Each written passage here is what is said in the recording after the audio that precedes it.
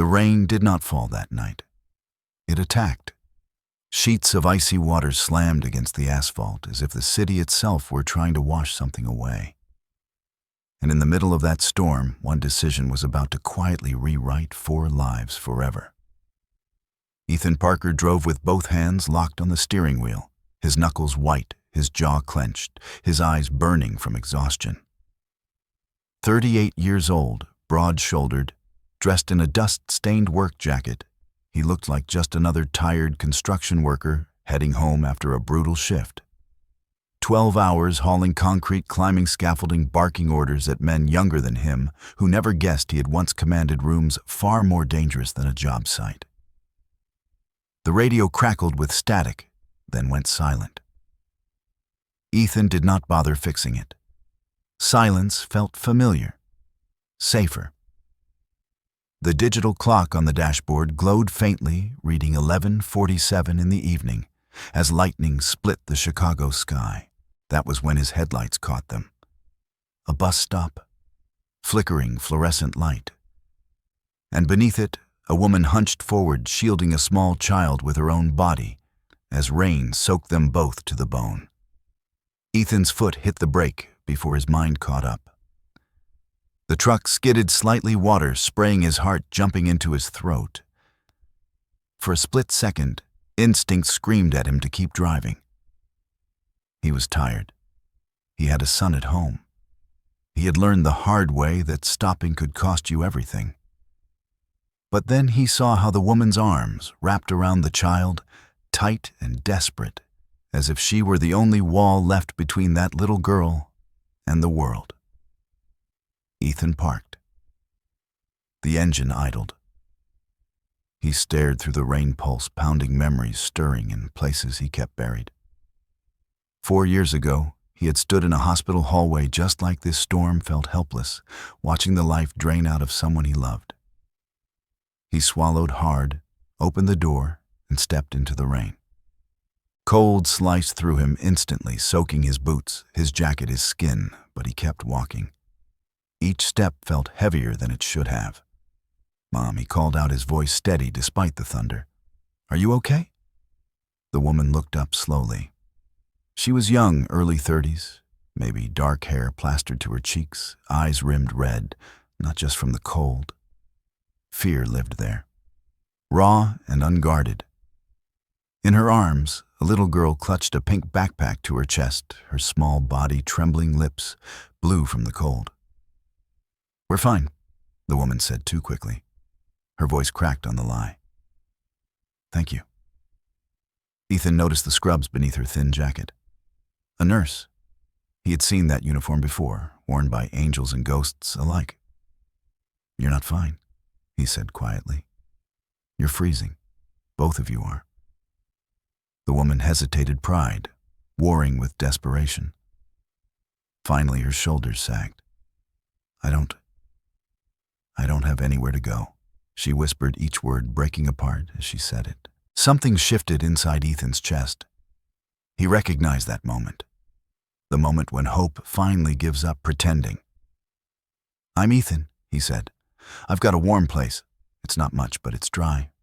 Just for tonight." The woman stared at him, suspicion flickering, then fading under sheer exhaustion. "Laura," she said softly. "This is my daughter. Mia. She's 6.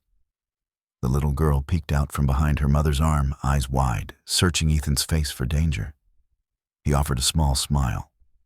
Not forced, real. The kind he used only for children. 20 minutes later, Ethan unlocked the door to his modest apartment on the west side, ushering them inside as warm air wrapped around them. The space was small but clean.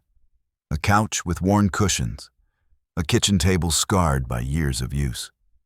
Family photos turned face down on a shelf. "My son's asleep," Ethan said, lowering his voice. "His name's Noah. He's 9. Laura nodded, clutching Mia, as if the walls might vanish if she let go. Ethan handed her towels, dry clothes, moved with the quiet efficiency of a man used to handling crises without drama. As Laura disappeared down the hallway to change, Ethan leaned against the counter and exhaled for the first time all night. He did not know why he had stopped.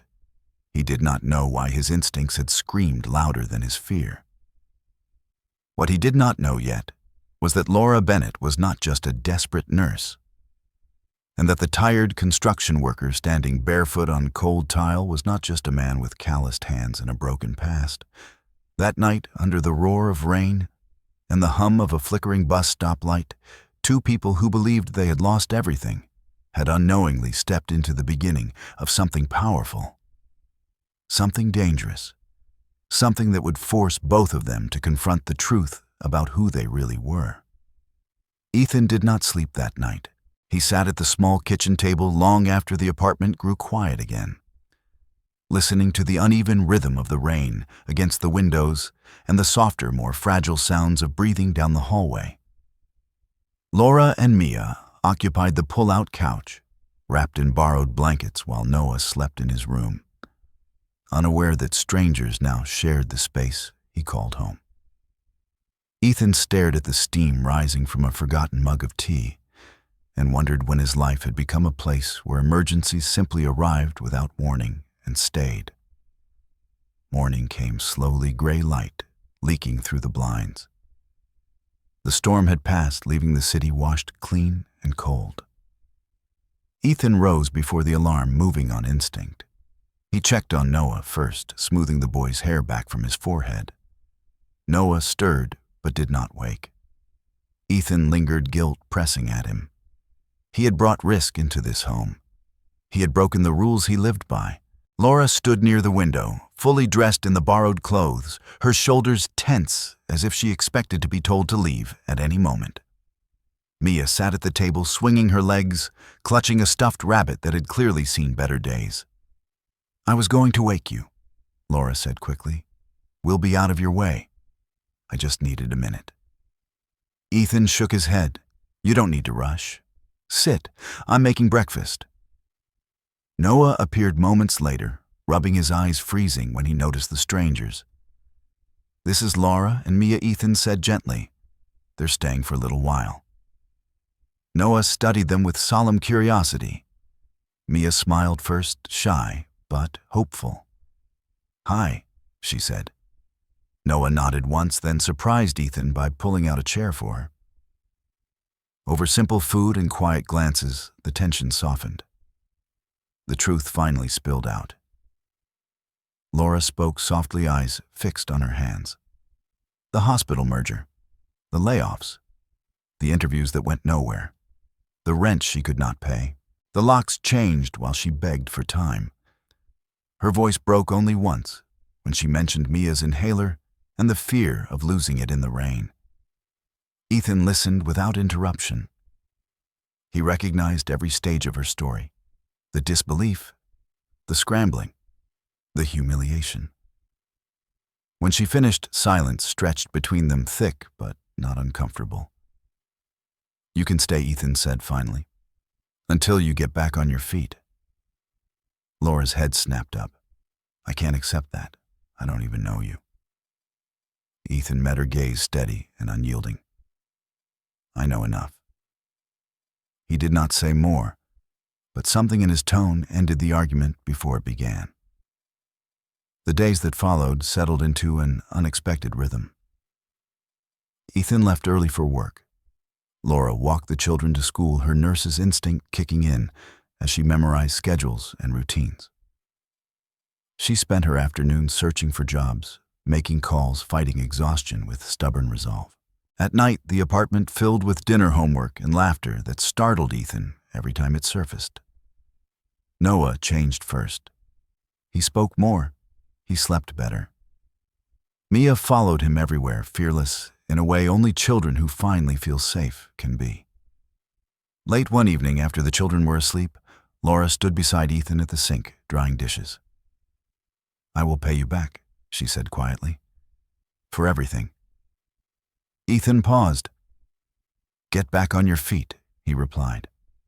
"That's enough." Laura nodded, swallowing emotion she refused to let fall. Neither of them said it aloud, but both felt it. This was no longer just shelter. It was becoming something else entirely. Week 3 arrived without ceremony, but everything felt heavier. Laura's phone rang often, rarely with good news, and each rejection settled into her shoulders like another brick. She hid it well in front of the children, smiling, packing lunches, checking inhalers. But at night, her hands trembled. Ethan noticed. He noticed everything the way a site foreman notices a beam that looks fine until it shifts. He said nothing, choosing patience over pressure. Chicago winter crept closer, cold, seeping through windows, bills stacking quietly. Stability felt borrowed, fragile, temporary. Every morning demanded courage, neither admitted aloud, yet survival required it. One afternoon, Laura finally spoke. She described the meeting where administrators smiled while cutting lives apart, replacing experienced nurses with cheaper contracts. Her voice hardened as she spoke of corporate language and empty apologies. Ethan listened, jaw set, a familiar heat behind his eyes. He knew those rooms. He had stood in them before, underestimated, evaluated by spreadsheets. He asked careful questions, not about pity, but strategy. When she finished, he surprised her by outlining options, clinics, contacts, timelines. Laura stared, realizing this construction worker thought in systems. Quiet authority surfaced without invitation, unsettling yet reassuring to her exhausted mind. Noah noticed the change too. He watched his father differently now, measuring pauses, absorbing tone. One evening, he asked why Ethan helped strangers. Ethan answered carefully, choosing truth without burden. He spoke of responsibility, of moments when walking away creates deeper scars. Noah nodded, older than his years, then returned to his homework. Mia listened from the floor, drawing houses with 4 windows. Laura watched the children and felt a tightening hope she feared naming. Safety was becoming habit. That realization terrified her more than hunger ever had, because habits could be broken and promises shattered overnight without warning signs. The call came late on a Friday. A clinic on the outskirts offered Laura a trial shift. Relief collided with fear. She worried about childcare, transportation, pride. Ethan solved logistics in minutes, rearranging schedules, calling favors. He never mentioned cost. That night, Laura cried quietly in the bathroom, overwhelmed by competence she had not expected. She realized then he carried a past larger than he admitted. Power does not always announce itself. Sometimes it wears dust and steel to survive. She sensed hidden leverage, the kind earned through loss and discipline. It made her both grateful and cautious that night. Ethan avoided the clinic the first morning, choosing distance. He drove Noah to school, watched Laura leave with steady steps, then sat in the truck, breathing through memories. He had rebuilt lives before, under worse conditions with fewer tools. He reminded himself this was different. No command, no extraction, just care. By evening, Laura returned exhausted but smiling. She had performed flawlessly. Ethan nodded, pride restrained. Momentum had begun, and he knew how dangerous momentum could be. Success attracts attention, and attention demands payment sooner or later. He had paid before dearly, and remembered the cost with painful clarity always. That night, as the children slept, Laura thanked Ethan, voice steady at last. He accepted quietly, refusing praise. Outside, the city hummed, unaware of the fragile alliance forming inside a small apartment. Neither spoke of love. Neither named family. Yet both understood a line had been crossed. The storm had passed, but its consequences were only beginning. In choosing to stop, Ethan had invited change. And change, once welcomed, never arrives alone. It brings tests, revelations, and the unmasking of truths long buried. Both sensed the next chapter would demand courage again from them, their children, and the world watching. Laura's first paycheck did not feel like victory. It felt like proof that survival was temporary, conditional something that could be revoked without warning. She folded the envelope twice, tucked it into her bag, and smiled for the children anyway. Ethan watched her closely, recognizing that expression. He had worn it for years. The face people show when they are standing again, but still afraid to put weight on their legs. That weekend, the past finally surfaced. Laura sat at the kitchen table after dinner, fingers wrapped around a mug gone cold, and told Ethan about the night Mia was born. About the man who promised to stay, who panicked at responsibility, who vanished before the hospital bracelet came off. She spoke without anger now, just fatigue, about working double shifts, about missing birthdays, about the quiet shame of needing help and the louder fear of failing her child. Ethan did not interrupt. He listened the way he had learned to listen when lives depended on it. Then it was his turn. Ethan rarely spoke of his wife. When he did, it came out carefully, like handling broken glass. He told Laura about Emily, about the diagnosis delivered too late, about treatments that drained accounts and hope in equal measure, about selling the house, then the car, then the future he had planned. He described the moment she died, how the room went silent, except for machines that no longer mattered. Laura reached across the table and took his hand, understanding without questions. He told her about Noah after that, about becoming two parents overnight, about learning how to braid hair, badly cook poorly, and stay awake through fear disguised as strength. He admitted he shut people out, convinced love was a liability he could not afford again. Laura heard the truth beneath his calm voice. This man was not empty. He was controlled, disciplined. Someone who had learned how to compartmentalize pain because collapse was never an option. Their bond deepened quietly. Laura worked longer hours. Ethan covered mornings. They moved like a unit without naming it. But tension followed. Laura insisted on contributing more. Ethan resisted. Their first argument arrived unexpectedly sharp and contained. Laura accused him of rescuing her. Ethan accused her of pushing herself into exhaustion. The words cut because they were accurate.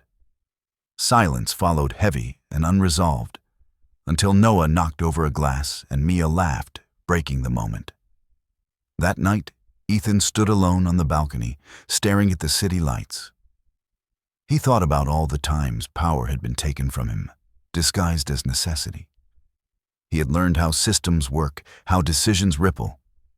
He understood something Laura did not yet see. Stability attracts scrutiny. Kindness draws interest. And families built quietly can still be targeted by forces that do not care about good intentions. He resolved to protect this fragile structure, whatever it cost.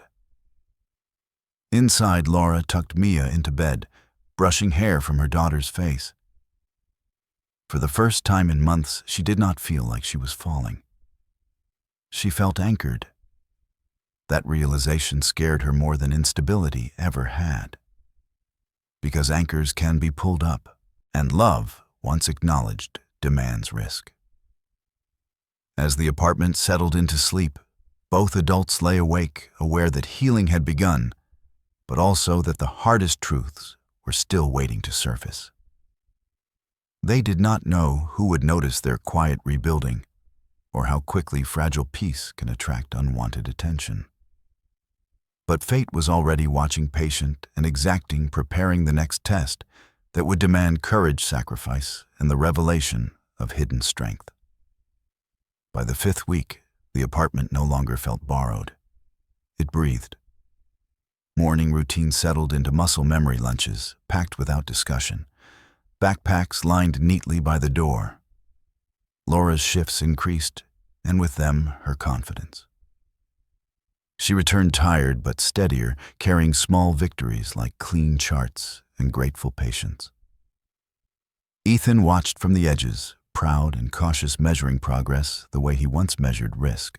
Noah and Mia became inseparable, inventing games that filled the rooms with noise that startled neighbors and softened something inside him he thought was permanently locked. The shift came on a quiet Tuesday.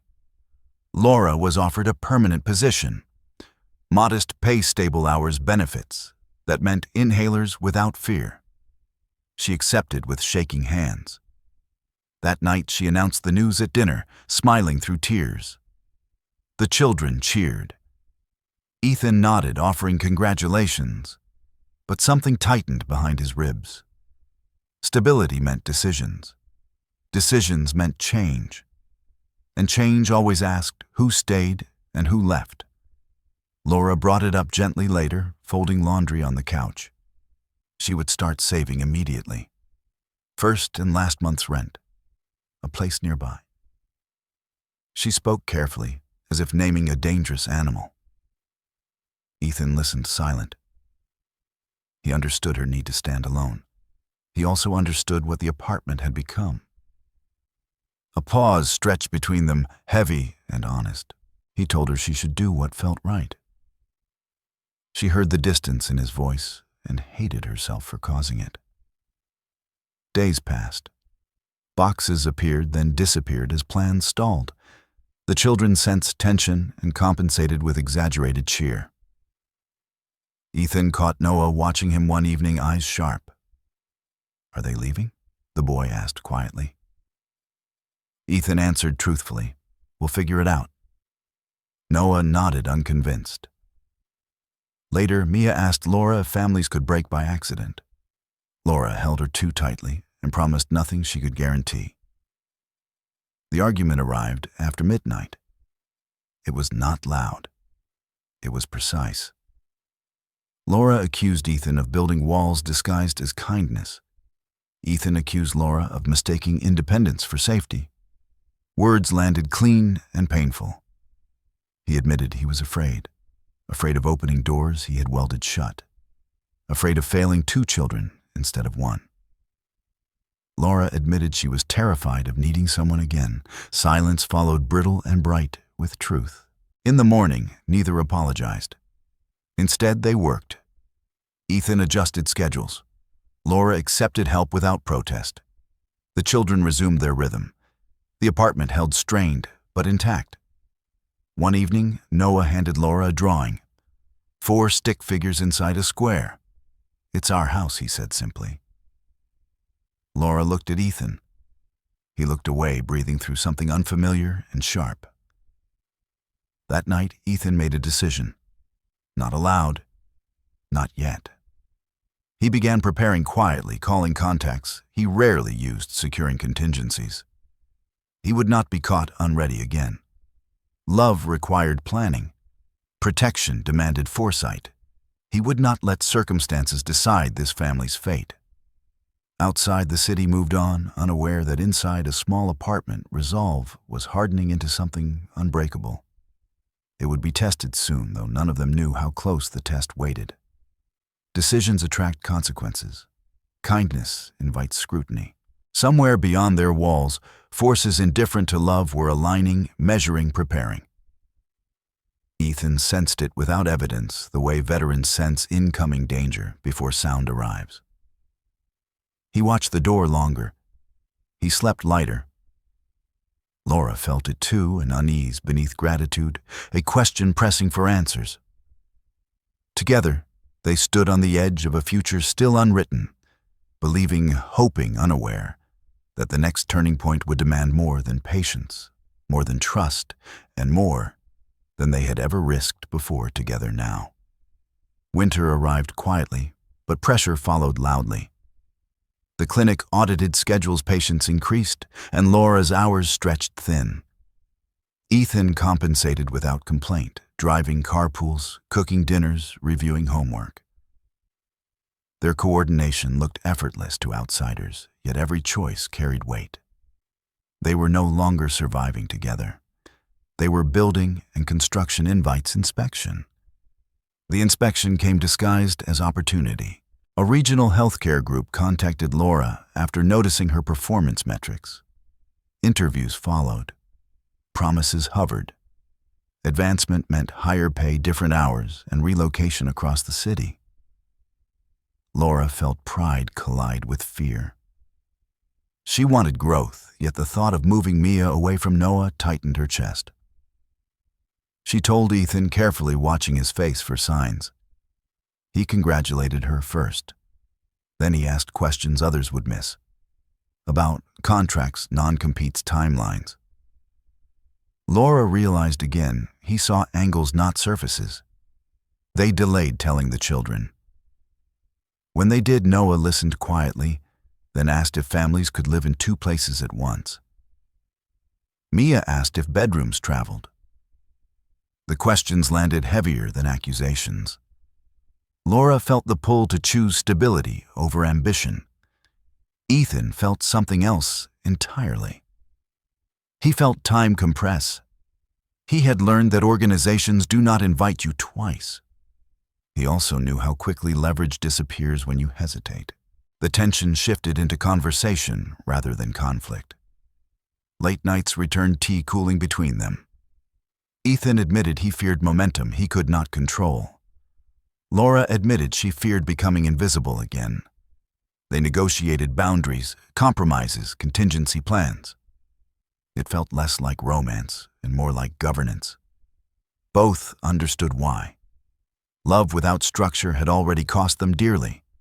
A scare forced clarity. Mia's breathing worsened one night, inhaler empty sooner than expected. Laura froze. Ethan moved. He called pharmacies, drove across neighborhoods, secured medication before dawn. Watching him operate, Laura understood something fundamental. This man did not panic. He mobilized. Crisis sharpened him. It always had. She thanked him later, voice shaking. He shrugged it off, but the truth settled between them. Capability is a form of safety. They chose honesty. Laura declined the relocation negotiated hours instead. The company agreed, impressed by her confidence. Stability returned earned rather than borrowed. The children relaxed. The apartment exhaled. Ethan loosened his vigilance slightly, though habits die slowly. He still watched doors. He still planned exits. Love had not erased instinct. It refined it. Spring hinted through the city. They celebrated small rituals. Pancakes, movie nights, walks after dinner. Underneath, something unnamed grew stronger. They had not declared anything official, yet neighbors noticed. Teachers noticed. Life adjusted around them. With visibility came attention, and attention carries cost. One afternoon, a letter arrived addressed to Ethan. No return name. Inside, a single line recognized his past without naming it. Laura watched his face change as he read. Whatever he had been before someone remembered. The world had begun to look closer. Ethan folded the paper carefully, choosing silence. For now. That night, he stood by the window, city lights reflecting off glass, calculating probabilities. Laura joined him, sensing the shift. He did not explain yet. He only said they would need to trust each other soon. She nodded, understanding more than he expected. They stood together, steady, unaware that trust would be demanded sooner than either preferred. Soon circumstances would press harder. Patterns never stay hidden. Questions would arrive disguised as concern, interest, opportunity. Ethan knew how scrutiny works. Laura felt it too, a tightening behind her eyes. They would face it together. Not because it was easy, but because walking alone had already taught them what breaks people fastest, when hope arrives, unprotected, unplanned, unchecked. The questions arrived quietly, the way real threats always do. A call from a school administrator asking about guardianship. A polite email from the clinic requesting updated emergency contacts and background information. Small things. Reasonable things. Yet Ethan felt the pattern forming before the pieces fully appeared. He had learned long ago that attention never travels alone. It brings curiosity, and curiosity demands answers. Laura felt it as well. She noticed the way people began to look twice, the subtle shift in tone when she mentioned where she lived, who helped with the children. A social worker asked an extra question during a routine check. Nothing alarming, nothing aggressive.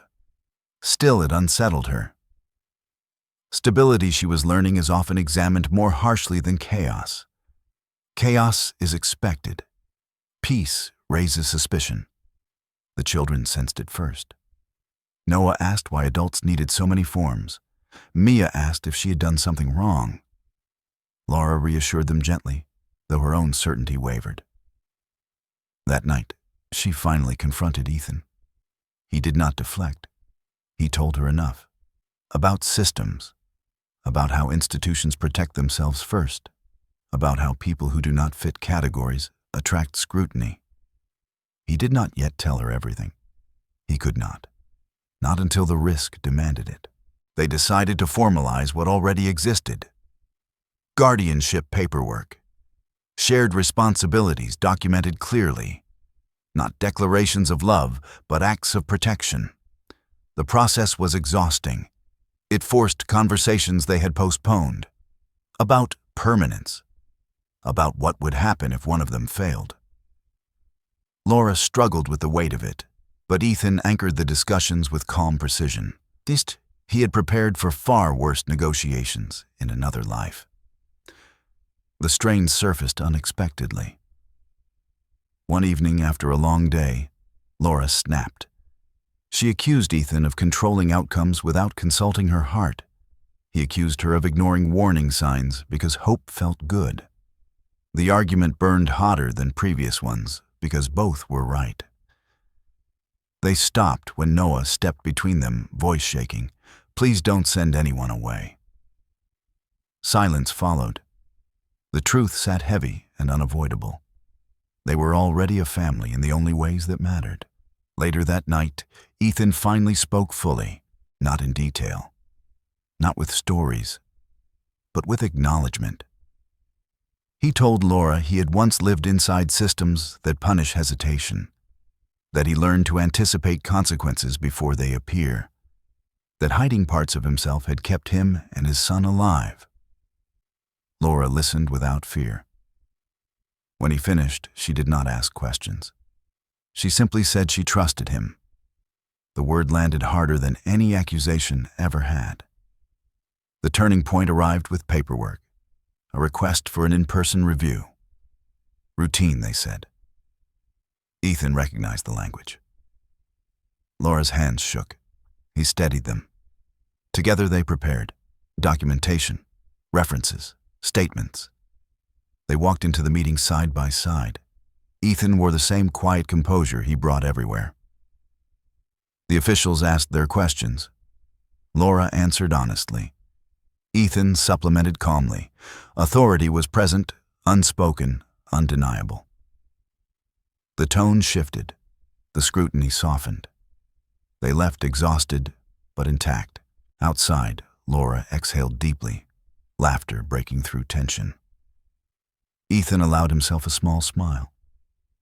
It was over. For now. They had crossed a line together, publicly and privately. That night they told the children the truth in simple terms, that they were choosing each other, that families can be built with intention. Noah nodded slowly. Mia hugged them both. No further explanation was required. Spring fully arrived. The city bloomed. Their home followed. They did not rush labels. They did not make promises lightly. They lived deliberately aware that love is not declared. It is demonstrated, defended, sustained under pressure. Ethan knew the world might test them again. Laura knew fear would return sometimes.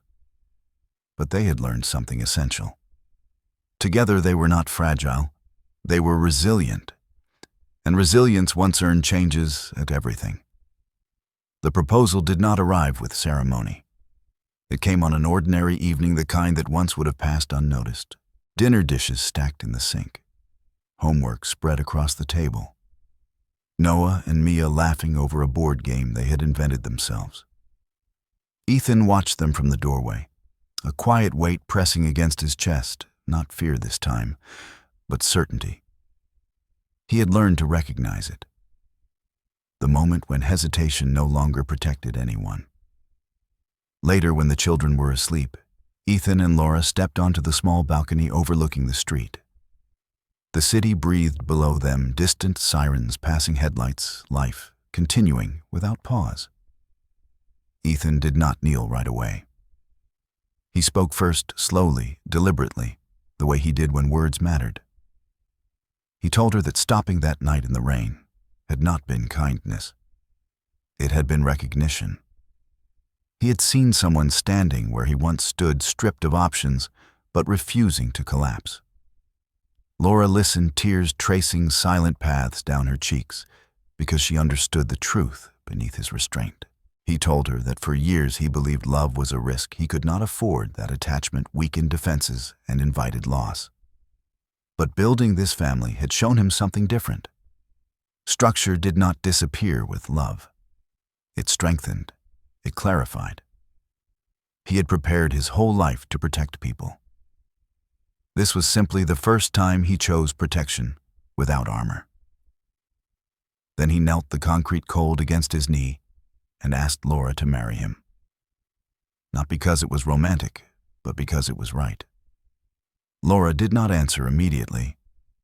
She looked past him through the glass toward the hallway where the children slept. She thought of nights in shelters of fear, disguised as independence of hands she had refused until survival demanded it. She knelt as well, meeting his eyes at the same level. She told him yes, but slowly, carefully, with conditions spoken not as warnings, but as promises. That they would keep choosing each other, that they would talk when fear returned, that they would protect the children first, always. Ethan agreed without hesitation. There was no other answer. The wedding came months later, small and intentional.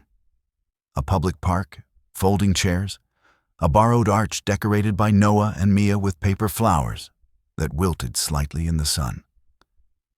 There were no speeches about destiny, only vows built from truth. Ethan promised presence. Laura promised partnership. The children stood between them, hands linked, witnesses rather than accessories. When they kissed, applause followed, warm and unforced. Nothing flashy, everything real. Life did not transform overnight. Bills remained, schedules clashed, arguments still surfaced, but the foundation held. Laura advanced in her career without disappearing into it. Ethan stepped into work that matched his capability without exposing the parts of himself he chose to keep private. Together, they built predictability, the kind children need to grow without fear. Noah thrived. Mia laughed louder, the apartment filled with proof that stability can be learned, not inherited. One evening, long after the wedding, they sat together as rain returned to the city. Laura asked if Ethan ever regretted stopping that night. He smiled, faint but genuine. He told her regret belongs to people who walk past what matters. Through the window, Noah's voice drifted from his room, narrating a story where knights, dragons, and families all survived together. Laura leaned into Ethan's shoulder, understanding the symbolism better than any metaphor could explain. They had not saved each other. That would have implied rescue. They had recognized each other. In doing so, they rebuilt something larger than either could have managed alone. 4 broken lives had aligned into one functioning whole, not through miracles, but through choice, through patience, through refusing to look away. Ethan Parker stopped his truck on a rainy night, believing he was helping a stranger. Years later, he understood the truth. He had finally stopped running from his own life. And in that moment of stillness, everything worth keeping had found him. Stories like this remind us of something experts in human resilience often emphasize, but rarely say simply enough: healing does not begin with grand plans or perfect timing. It begins with a single moment of presence, when someone chooses to stop to see to stay. Ethan and Laura did not fix each other. They created conditions where growth was possible, where children felt safe, where trust could slowly replace fear. That is how real families are built, not through blood alone, but through consistent choice, accountability, and quiet courage repeated every day. If this story moved, you take a second to like the video and subscribe to the channel. It helps these stories reach people who may need them most, especially those standing in their own storm, wondering if anyone will stop. And before you go, leave a comment with just 2 words that capture what this story meant to you. Stronger together.